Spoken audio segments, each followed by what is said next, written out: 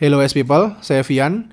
Belakangan ini grup-grup yang ada di Facebook saya masih rame banget sama PlayStation 5. Soalnya meskipun versi resmi Indonesia udah rilis bulan lalu, ternyata stoknya masih terbilang langka sampai sekarang. Dari bandrol resmi PS5 disc version yang harusnya dijual 8 jutaan aja, nyatanya harga di pasaran saat ini masih tetap aja ada di kisaran 12-13 jutaan. Dan harga segitu belum termasuk sama TV-nya. Soalnya percuma kalau udah punya PS5 tapi TV-nya masih pakai TV jadul. Asal tahu aja, PS5 itu menarik karena fitur-fitur baru yang ditawarin kayak 8K, 4K, 120 frame per second, ray tracing, HDR, dan kemampuannya jadi home entertainment buat Ultra HD Blu-ray player. Yang kebanyakan filmnya sekarang udah pakai format Dolby Vision dan Dolby Audio. Otomatis perlu dukungan HDMI 2.1 juga pastinya, karena butuh transfer data yang jauh lebih gede.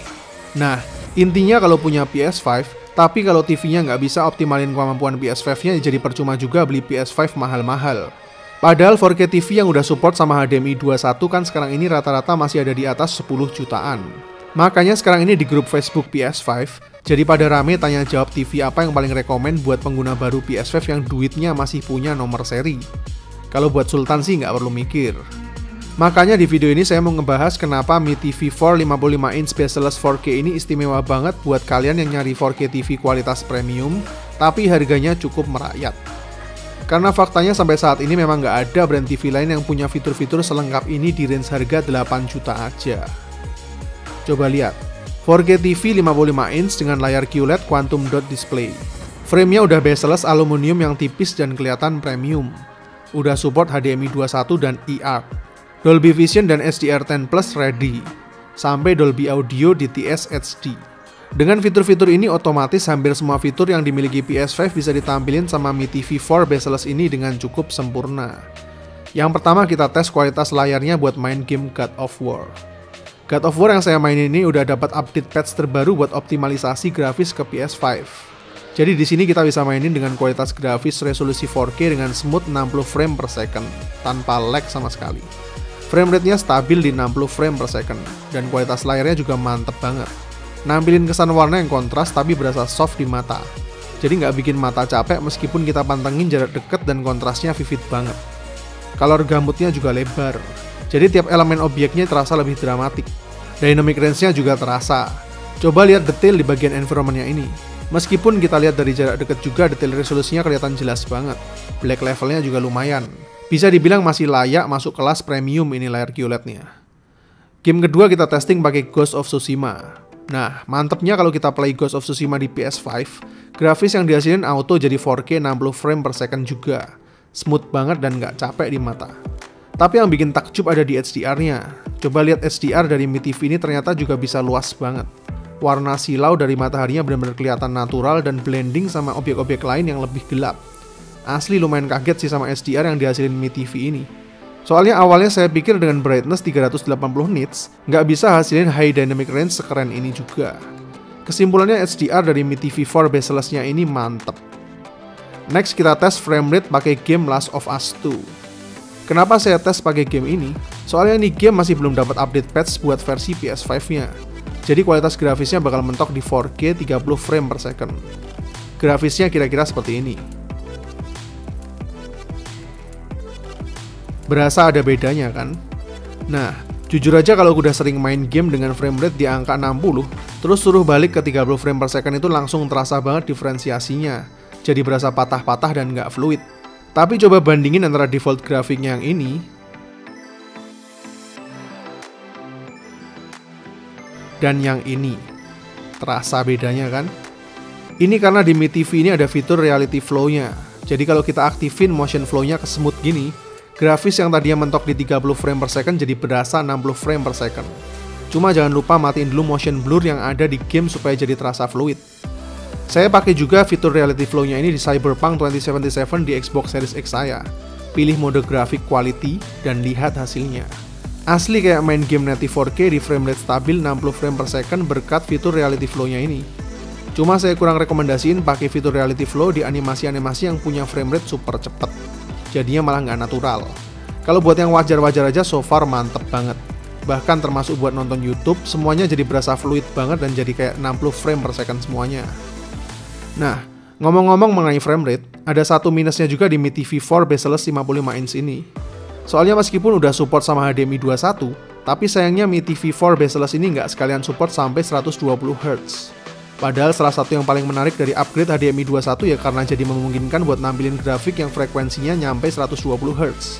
Dan konsol next gen baik PS5 maupun Xbox Series X ini sama-sama ngasih fitur yang bisa ngejalanin game sampai 120 frame per second. Tapi jumlah judul gamenya sampai saat ini masih nggak banyak juga. Dan supaya bisa nampilin 120 frame per second, otomatis resolusinya bakal downgrade ke 2K bahkan sampai 1080p. Jadi kalau menurut saya kekurangannya ini masih sama sekali nggak krusial. Karena 4K 120 frame per second belum bakal jadi standar game konsol dalam waktu dekat ini. Lalu buat apa HDMI 2.1 ini kalau bukan buat ngasilin frekuensi 120Hz? Untuk sementara, fitur ini ngefek ke kualitas suara Dolby Audio dan DTS HD-nya. Alhasil kombinasi dari slot HDMI 2.1 yang udah support sama eARC-nya ini bisa ngasilin kualitas suara uncompressed layaknya nonton bioskop. Apalagi Mi TV4 bezel-less 55 inch ini juga masih punya output audio optical juga. Yang kalau saya tes dengerin pakai headset gaming Astro A50 saya, bener-bener sangat memuaskan banget di telinga. Selain kualitas Dolby DTS via eARC-nya ini, ternyata Mi TV4 bezel-less ini juga punya stereo speaker yang mantep juga bass dan treble-nya.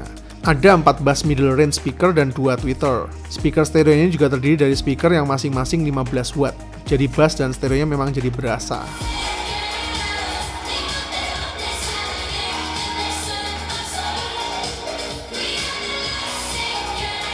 Dan karena udah support juga sama Dolby Vision, Dolby Sound sama tambahan fitur Reality Flow-nya, kalau buat nonton Ultra HD Blu-ray menurut saya juga jadi bener-bener sangat memanjakan mata kita banget.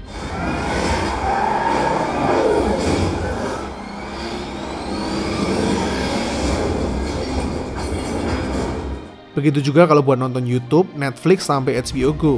Asli nyaman. Mi TV4 bezel-less ini udah pakai user interface Patchwall versi 3 dengan Android TV 10. Jadi kamu bisa nambah-nambah juga aplikasi-aplikasi hiburanmu sendiri. Udah ada Google Assistant, Google Play Store, sampai buat keperluan Chromecast langsung juga udah built-in. Intinya fiturnya lengkap banget. Hampir semua fitur yang ada di TV premium terbaru saat ini ada di Mi TV4 bezel-less 55 inch ini. Connectivity-nya terdiri dari 3 HDMI input yang sudah support CEC, HDMI 2.1, dan eARC, 2 USB versi 2, optical output, Ethernet port, earphone port, antena port, dan ternyata masih ada AV portnya juga. Termasuk lengkap banget buat connectivity jadul sampai modern ada semua, khas Xiaomi banget. Dan spesifikasi jeroannya sebagai berikut.